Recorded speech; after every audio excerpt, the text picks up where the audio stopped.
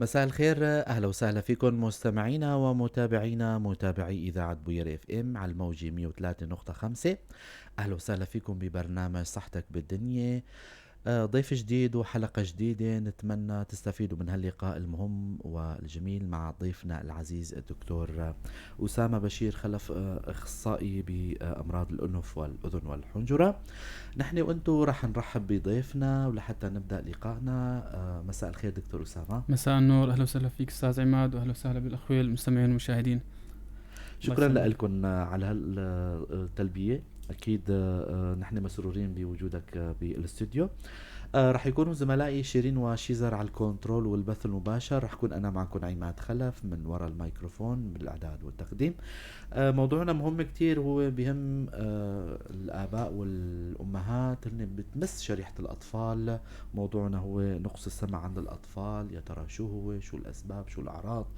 كتير من المحاور المهمة رح نناقشها مع ضيفنا الدكتور أسامة بشير خلف بهالحلقة واللقاء. اللي حابب ينضم، لأن أي حدا عنده أي سؤال، انتوا هلا عم تسمعونا بث مباشر، فيكم تشيلوا السماعة وما تترددوا. 429 101 عبر الاتصال بالرقم الأرضي. أيضا برسالة بالواتساب 093 82 80 81 4.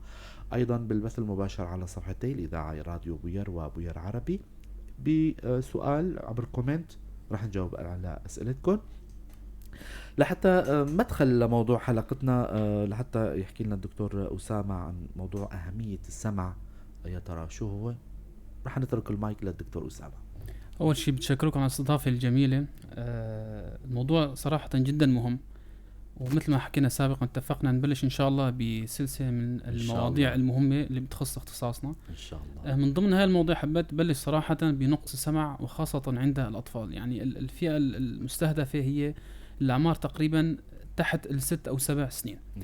السمع مثل ما الكل بيعرف هي أهم الحواس الخمسة الموجودة طبعا دوما، حتى الله سبحانه وتعالى مقدم السمع دوما على البصر سبحان الله. بالقرآن الكريم. أكيد. يعني بين فرق بين طفل يخلق وهو أصم، والطفل يخلق وهو أعمى، مع أنه نحن هلا الاهتمام كله باتجاه البصر، لكن السمع هو أهم حتى من البصر. سبحان الله. نقص السمع جدا مهم. يعني أنت يعني شو بنحكي عن نقص السمع؟ نقص السمع بالتالي نقص بتطوير المهارات، نقص بتطوير اللغة، نقص من تأخر بالنطق، وبالتالي هذا الشخص راح يكون عالي جدا على المجتمع. وموضوع جدا مهم، ويعني عم نشوف في جهل كبير بهذا الموضوع. مم. دكتور، موضوع شيوع نقص السمع، يا ترى لأي درجة هالشي هذا شائع؟ والله هلا بس هيك بداية بدي اشرح تفضل. مشان الاخوة المشاهدين يعرفوا نقص السمع. هذا نقص السمع يقسم لقسمين: نقص سمع نقلي، يعني هي المشكلة بصوان الأذن الخارجية، الأذن الوسطى والعظيمات. أيوة. تمام. بينما نقص السمع اللي الغالب رح نركز عليه هون هو نقص السمع الحسي العصبي، يعني انضرب العصب عنده أو مشاكل بالدماغ مثلا. فالشيوع مثلا 3 ولادات من أصل كل 1000 ولادة في عندهم نقص سمع، يولد بنقص سمع خلقي ومتوسط لشديد. ونسبة أكبر من هاي النسبة بكتير اللي عندهم عوامل خطورة لحدوث نقص سمع حسي عصبي بيطور عندهم بعد الأعمار، مو عند الولادة ما يكون عنده أي مشاكل، لكن بأعمار 3-4 سنين يبلش عندهم نقص السمع. هدول الفئة كمان بيحتاجوا لمتابعة بشكل جيد. نعم. تماما. لو نحكي عن موضوع الشيوع مثل ما ذكرت دكتور، هلا هي نسبة جدا يعني كبيرة، يعني ربما نعم تكون أستاذ، عفوا هذا الموضوع بخص الحسي العصبي غالبا. أيوة. أو الخلقي. تماما. بين الموضوع الثاني اللي هو النقلي وشائع جدا عند الأطفال، نسميه التهاب الأذن الوسطى المصلي. صح. يعني ما في طفل بعمر يعني وصل ل7 سنين إلا مر بهاي المرحلة. صح. إلا مر بمرحلة التهاب الأذن الوسطى المصلي، نسبة نتيجة عالية جدا، 50-60%. نعم. نعم. هلا بنحكي عن الأسباب أكيد. او كيف الآلية. فبيمروا بهاي المرحلة، لكن لازم نتلافاها يعني.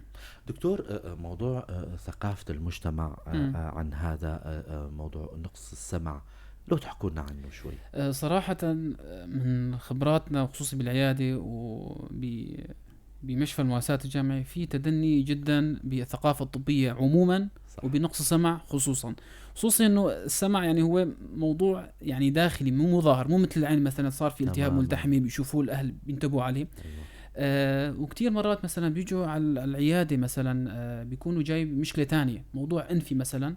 تمام. من خلال هيك عم تشكي ضمن هاي الشكاوى مثلا دكتور الطفل عنيد، دكتور الطفل بيطنش، دكتور الطفل غبي. هاي مصطلحات كتير بنسمعها، هي بتعبر عن نقص سمع. ايوه لكن ما في طفل عنيد، ما في طفل بالفطره يعني عنده لسه ما طور هذا الذكاء اللي عنده لحتى يصير عنيد او يطنش مثلا، والاهل ما بيعرفوا هذا الشيء. تمام. كله عباره عن نقص بالسمع. ففي ددني كبير، وان شاء الله يعني صوتنا يوصل لاكبر شريحه من المجتمع يعرفوا هذا الموضوع ويتلافوا هاي المشاكل، يتلافوا هاي المشاكل لأن تاثيراتها السلبيه كبيره فيما بعد. طبعا. نعم.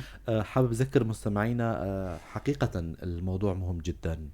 الاباء والامهات اللي عم يسمعونا، اي حدا عنده اي سؤال بما يخص اولادكم، يعني اللي عم تحسوا فيهم انه في عندهم مشاكل بالاذن، مشاكل بالسمع، يعني حول موضوع حلقتنا او بضمن اختصاص طبيبنا الضيف الدكتور اسامه بشير خلف، ماجستير بامراض الانف والاذن والحنجره، خريج جامعه دمشق مشفى المواساة الجامعي.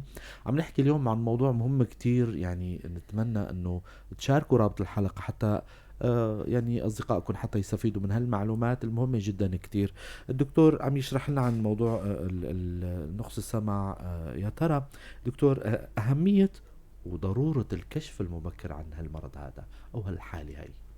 نعم. هلا الطفل من بداية الخلق طبعا حتى عمر تقريبا 3 سنين 4 سنين، هاي الفترة أو هاي الأعمار مهمة جدا. خلال هذا العمر لازم يتطور اللغة. هاي الفترة الذهبية طبعا بيتلقى الإشارات السمعية، بيعرف شيء اسمه سمع. صح. معلومات تراكمية تراكمية تراكمية، بعدين ببلش يطور النطق واللغة بعمر تقريبا بنهاية السنة الأولى. أي تأخير بوحدة من هاي المراحل راح تكون هي تأخير بالتالي بالنطق، تأخير بالكلام، تأخير بالتواصل مع المحيط، بالتالي مشاكل ونقص بمهارات الذكاء اللي عنده. صح. نعم. وبالتالي تأثيرات سلبية فيما بعد، لأنه الطفل خصوصي قبل عمر 6 شهور لازم يكشف نقص السمع عنده، لازم يتعالج. يعني عمر 6 شهور تقريبا، بعمر 6 شهور إذا تم علاجه علاج مناسب ووصل السمع عنده بشكل جيد نوعا ما، رح نتلافى التأثيرات السلبية الناجمة عن تأخير العلاج. تماما. نعم. دكتور هلا اب وام عم يسمعونا عبر اثير اذاعه بوير، وسالوا احد المستمعين، يعني بتمنى انه حدا من المستمعين يسال انه يا ترى انا عندي طفل، كيف بدي اعرف انه هذا عنده نقص سمع، عنده يعني آفة بالسمع، عنده موضوع يعني ما له طبيعي؟ كيف بده الاهل يلاحظوا هالشيء هذا؟ صراحة نبسط لهم يعني شوي لحتى نعم رح نحكي ان شاء الله بلغة بسيطة سهلة. يعني هاي المسؤولية ما بتقع على عاتق الطبيب والأهل فقط. أكيد. عاتق صراحة الإدارة أو الحكومة بشكل عام لهذا الشيء. هلا عندنا أو مو عندنا عفوا، بالبلدان الغربية والبلدان المتطورة أمريكا وبريطانيا في شيء اسمه مسح سمعي. أيوة. يعني الطفل بيولد في عنده تخطيطين، اسمه بث أذني صوتي، تخطيط جذع دماغ. لا أي طفل بغض النظر إذا كان عنده مشاكل أو عوامل خطورة، كل طفل في عنده سمع أو لا. تمام. نعم. مشان نقدر نتلافى المشاكل اللي تصير. تمام. أيوة. هاي قلنا قبل 6 شهور. تمام. بقي شيء. تماما. دكتور انه موضوع الاهالي، يعني حابين انه الاهل كيف يعني يدركوا انه عندهم طفلهم عنده مشكله بالسمع. نحن حابين تمام. قصدك عم نحكي عن الاعراض. نعم. هلا منذ الولاده تقريبا لحتى عمر 3 شهور، بعمر 3 شهور الطفل ببلش هو نايم مثلا قريب منه جهاز موبايل مثلا، صوت عالي او أيوة. صوت تلفزيون كان موطي بشكل عالي. تمام. او اي شيء، اي صوت عالي يعني قريب من الطفل، صوت ضجيج او كذا، صوت ضجيج عالي. الطفل بقي نايم وهو نايم، بقي نايم. هذا كتير بيوجه لنقص سمع لديه بشكل عام. نعم. بعمر ال4 شهور الطفل يصير ببلش يحاول يعرف مصدر الصوت من وين. مثلا بايد امه الام. نعم. واحد بيناديه عن يمينه مثلا ما بيرد، ما بيرد، هذا كثير بيوجهنا نحو نقص السمع. حلو. لكن اذا فتى حاول يعرف وين مصدر الصوت اموره بحث عن السليم. نعم. بعمر 6 شهور تقريبا ل8 شهور الطفل ببلش يركب قدر الامكان كلمات، وخصوصي بنهايه ال8 شهور كلمات من حرفين، با يعني ما به ما. تمام. الطفل وصل لهي المرحله وما في هالكلمات، ما يعني يلفظ كم حرف، فكمان في مشكله. تماما. عندنا بعمر السنه تعرف الطفل بده تعليم لكل شيء. مثلا بعمر السنة تقريبا الطفل يكون جاهز لتلقي الأوامر وتنفيذها. طبعا أوامر نوعا ما بسيطة، مثلا قرب من الصوبيا سخنة، قرب من إبريق الشاي سخن، لا كلمة لا. أها. تمام، يعني لا تقرب. فالطفل هذا بيركب خلاص انه معناته كلمة لا فعلا انه لازم كلمة ابعد عن واو هذا أو الشيء. ب تمام. أو كذا ايه، هون تيجي الشكوى الاساسيه من الاهل انه والله طفلي عنيد، يعني عم قوله لا تساوي هيك ما بيرد علي او بيطنش، وهو عباره عن نقص سمع، ما كتير عم توصله الرساله بشكل واضح. هاي الاعمار طبعا الصغيره، يعني الاعمار الاكبر مثلا عمر 3 سنين 4 سنين وغير معالجين، خصوصا اذا دخلوا المدرسه تماما تبلش المشاكل المدرسيه، الاستاذ مثلا الشكاوى بيعاني بيعانوا، بيخبروا الاهل تعامل. انه الطفل مثلا في عنده غباء، في عنده مشاكل. وما في طفل غبي الا اذا عنده مشاكل عقليه صراحه. إيه. تماما. في شغلات كمان ضمن البيت، مثلا طفل بيتعود يحضر افلام كرتونيه، بيروح يعلي صوت الفاز بشكل أيضاً. عالي، أها. بيكون هو صوت عالي بالنسبه للاهل مؤشر الموجودين. لشيء هذا. نعم. مهم. ومثلا شغله ثانيه كمان، طفل عمره 3 سنين 4 سنين بده يعبر عن حاجاته. الطفل عاده مثلا مي، يعني عمر السنه تقريبا لسنه ونص يبلش يحكي كلمات مثلاً ايه من حرفين ثلاثه، بعدين بيركب جمل من كلمتين، بعدين جمل 3 كلمات. تمام. فهو بما انه عنده مشاكل بالسماع، بالتالي مشاكل بالكلام، يصير بالاشارات والايحاءات، ما بيقول مثلا بدي مي، انا بدي الحاجه. هاي كان كتير بتوجه لموضوع نقص السمع. يعني هاي تقريبا المشاكل الاساسيه. نعم. تماما. حقيقة معلومات جدا مهمة. نعم. ونتمنى انه الاهالي يتداركوا هالموضوع هذا ويستوعبوا مدى اهمية هالموضوع هذا اللي عم نناقشه اليوم. دكتور، آلية التشخيص، يعني لو نحكي عن موضوع قبل ما نروح على موضوع التشخيص، يعني لو تحكونا عن الأسباب اللي بتأدي على الشيء هذا. يعني أحيانا بيكون الطفل سليم، ربما بينتابه نوبة اختلاج حراري، بتصير أذية عصبية، أو أحيانا الطفل نتيجة رد، ربما تكون النسبة قليلة جدا، ولكن يعني هل هي أحد الأعراض أو أحد الأسباب اللي بتأدي ل أذية السمع؟ هلا الاسباب، يعني بهذا الموضوع صراحه بهذه الحلقه حبينا انه بس نركز بشكل خاص عن نقص السمع الخلقي. الطفل بيولد عنده نقص سمع، والفتره الاولى 5 سنين ل6 سنين تقريبا. نعم. النقص السمع الخلقي يعني الاسباب كثيره، منها الاسباب الوراثيه. نعم. منها المشاكل خلال الحمل مثلا. في كتير من الادويه اللي بتاخذها الام الحامل، خصوصي خلال الاشهر الثلاثه الاولى من الحمل، بتضر الجنين. تمتص عبر المشيم بتضر الجنين. في امراض فيروسيه كتير بتصيب الام، ما بتاثر على الام، لكن عن طريق المشيمه وانتقالها للجنين بتضره. تمام. في اسباب خلال فتره الولاده، هي اسباب مهمه جدا اللي هون ممكن الاهالي بيعرفوها، بينما الاسباب ما قبل الحمل شوي صعبه. عند الولاده مثلا طفل احتاج ليبقى على المنفسه مثلا كم يوم بالمشفى. أيوة. تعرض لنقص اكسجين. طفل خديج، طفل بتعرفوا سمع ابو صفار او اليرقان. أيوة. هو بيصيب كل الاطفال. اي بيبقى يومين ثلاثه. تمام. وما بيرتفع لمستويات عاليه، لكن في بعض الاطفال يبقى معهم اليرقان حوالي 10 ايام. صح. ونسبه اليرقان عندهم تحليل البيليروبين اكثر من 18 ل 20. هاد بنسميه شيء اسمه يرقان نووي. تمام. هذا الطفل اذا ما انصاب بنقص سمع خلال هاي الفتره، هو عامل خطر كبير جدا، واحتمالية الحدوث نقص سمع عنده بمرحلة بعدين بعد كم سنة احتمالية كبيرة. فهدول هي عوامل خطورة لازم نتداركها، ولازم نراقب هذا الطفل كل 6 شهور وكل سنة بتخاطيط السمع. هاي الأسباب الأساسية طبعا اللي بنحكيها عن نقص السمع الخلقي. الأسباب الثانية الشائعة جدا عند الأطفال، مثل الزكام، مثل شائع كمان التهاب الأذن الوسطى القيحي الحاد، اللي الأذن بتصير تسيل مي صفرة. وفي التهاب الأذن الوسطى المصلي. نقص سمع يعني هو هذا الالتهاب الخفي الماله عرض غير نقص السمع. هون الأهل صعب إنه صراحة يعرفوا إلا بهاي الأعراض اللي حكينا عنها. التهاب الأذن الوسطى المصلي الغالب هو يعني تجمع صمغ أو سائل داخل الأذن الوسطى، فبيعيق حركة العظيمات السمعية، فبالتالي في نقص سمع. ونقص سمع صراحة يكون مهم، وخصوصي بهاي الفترة تأسيس اللغة. تقريبا الفئة الأشيع هي عمر 3 سنين ل5 سنين أو 6 سنين. تمام. الأسباب الغالبية هي مشاكل ناميات، مشاكل تحسسات أنفية، سوء تهوية بالأنف. تعرف في وصلة بين الأنف والأذن اسمها نافير أستاش. نعم. فأي مشاكل بتعيق حركة الهواء، بتعيق تهوية الأذن بنافير أستاش، راح تعيق الأذن، تعمل التهاب أذن وسطى مصلي. بالضبط. نعم. أكيد. دكتور، موضوع الإجراءات التشخيصية، كيف بتشخصوا الطفل؟ يعني أحيانا أطباء الأطفال كمان هن عم يعانوا موضوع انه الطفل ما واعي لحتى عم يشكي من الشيء الفلاني. اللي عندكم كيف بتشخصوا الطفل والسمع ودرجاته اذا انوجدت مثلا؟ نعم. هلا الحمد لله العلم متطور كثير. أكيد. لانه في كثير امور او اجراءات تخطيطيه سمعيه تحتاج لاستجابه المريض لنا، صح. خصوصا الاطفال صعبين جدا. نعم. لكن الحمد لله في نوعين من التخاطيط، قلنا البث الاذني الصوتي وتخطيط جذع الدماغ. هذا ما له علاقه باستجابه المريض، هي عباره عن تخاطيط بتعطينا العتبه السمعيه. تمام. أيوة. يعني اقل عتبه ممكن يسمعها المريض. نعم. وبتحدد لنا تقريبا درجات السمع. وفي تخطيط كمان، تخطيط اسمه معاوقه سمعيه، هذا اللي بيكشف لي التهاب الاذن الوسطى المصلي. أيوة. تمام. ويكشف لي اذا في مشكله بالعظيمات او لا. تمام. درجات نقص السمع طبعا من خفيفه لمتوسطه لشديده، وكل وحده صراحه لها علاجاتها يعني الخاصه.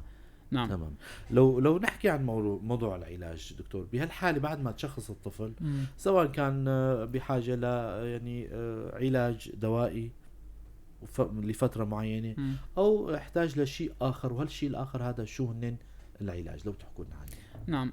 هلا نحكي عن ابسط العلاجات. نعم. او ابسط الحالات اللي علاجها بسيط، مثل التهاب الاذن الوسطى المصلي. صراحه هلا عالميا ما في علاج مهم الا اذا كان في حساسيه انفيه، ضخامه ناميات، يعني طفل بيشخر بالليل بيفتح تمه وهو نايم. هون يفضل نعالج الانف بشكل جيد، وننتظر على هاي الحالة حوالي شهر شهرين حتى 3 كمان على تخاطيط معاوقة على مدى 3 شهور.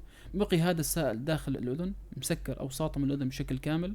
خلاص هون بده عمل جراحي اللي هو الأساس العلاج. طبعا عمل جراحي هو بسيط نوعا ما، خزع غشاء الطبل، استخراج هذا السائل الموجود، وضع أنبوب تهوية. هذه الحالة البسيطة وعلاجها نوعا ما بسيط. نعم. بينما الحالات صراحة اللي هي عبارة عن نقص سمع حسي عصبي، مشاكل العصب السمعي، هاي صراحة عالميا ما لها علاج. ما لها علاج انه خاص يرجع وظيفة العصب لما كان عليه. العلاج الاساسي هون وخاصة قبل 6 شهور هو شيء اسمه معينة سمعية، العوام يقولوا له سماعة. نعم. تمام. هي عبارة عن جهاز بيتلقى اشارة سمعية وبيضخمها وبيوصلها للمريض نوعا ما، يعني قريب راح يوصل لنقص سمع نوعا ما خفيف لمتوسط، راح يبقى عنده ولو درجات. تمام. والصوت ما بيوصل صوت صريح يعني مثل اصواتنا، نوعا ما احيانا يكون مشوه حسب جودة السماعة. في حالات صراحة يكون نقص سمع عندهم شديد خصوصي عميق، يعني نسميه مرحلة الصمم اكثر من 90 ديسيبل. هون الغالب ما بيستفيدوا على المعينات السمعية. هون في شيء اسمه عمل جراحي نوعي جدا، هو زرع الحلزون. ايوه. تمام. زرع الحلزون والله حالات كثيره وبيرجعوا يعني اقل شيء مو اسوأ من الصمم، يعني بيتحسنوا لنقص سمع تقريبا متوسط خفيف لمتوسط، بيرجع لهم هذا السمع. لكن هو عمل جراحي جدا مكلف ونوعي جدا، يعني عدد معدودين على الاصابع اللي بيشتغلوا بخلال سوريا. بسوريا فيها العمليات هاي؟ نعم في عمليات، وفي صراحة جمعية متكفلة بهاي العمليات. لكن عليها ضغط كبير طبعا. هي جمعية آمال، الكل بيعرفوا اللي بيشاهدونا. نعم.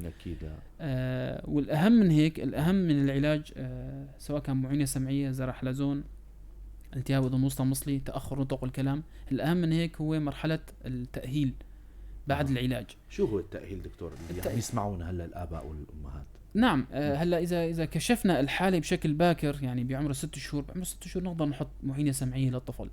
لكن اذا تاخرنا، احد الحالات كمان صراحه اللي جتني من فتره قصيره بعمر 4 سنين 5 سنين ما في نطق، يا حرام. نعم. هون هذا ما طور شيء اسمه لغه كلام، يعني هذا تقدر تقول انه هو ولدان جديد، انت ركبت له سمع جديد، ففي تاهيل ونطق. يعني لينرجع او نطور اللغه والنطق عنده بفتره اسرع غير الفتره اللي وقت كان مثلا عمره 2 أو 3. تمام. هون يحتاج 2 3 ليطور. اما هون يعني ممكن بمراحل التاهيل والجمعيات اللي متخصصه بهذا الشيء ممكن تخليه يبلش ينطق خلال 1 2. نعم. مهم كثير هالموضوع. نعم مهم جدا، وهو اهم صراحه، يعني ما بيختلف كثير عن موضوع المعينه او زرع الحلزون. دكتور هو هذا كان سؤال، يعني كنت محضر لهالسؤال هذا، انه دكتور طيب شو انه لو الطفل هذا ما تشخص، يعني نحكي شوي، حكينا عن موضوع المجتمع وثقافه وهاي الاهل انه فكروا هالولد هذا عنده يعني ما نسوي، طفلي ما نسوي او عنده مشكله.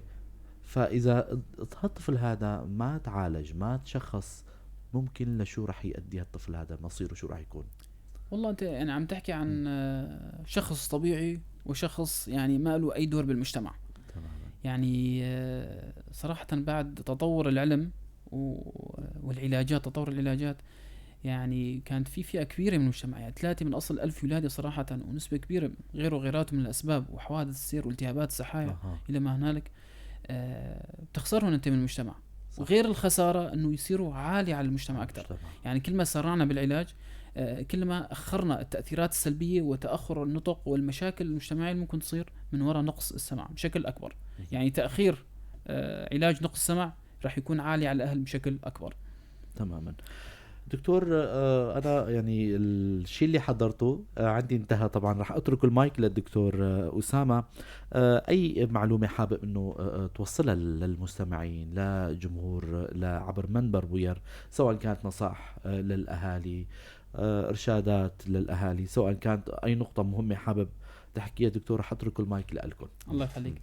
هلا مهم جدا مهم جدا مهم جدا لازم الناس تطور الثقافة الطبية عندهم، خصوصي موضوع السمع.